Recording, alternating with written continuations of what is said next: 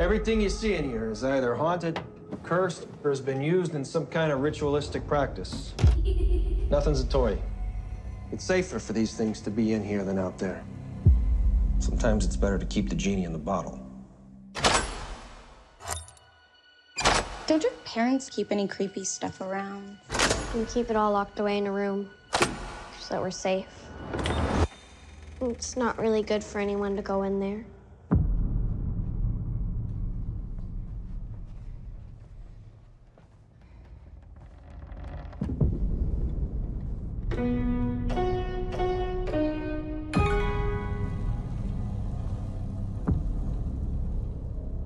What'd you do to get in there?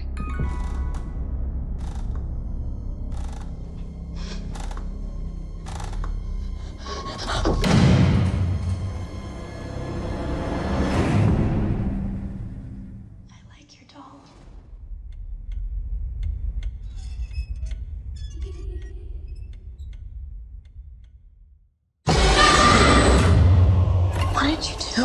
I let her out. Who? Anabel. I'm sorry. What else did you touch? Everything. Can I play with Anabel? I think you have the wrong house. There's no Anabel here.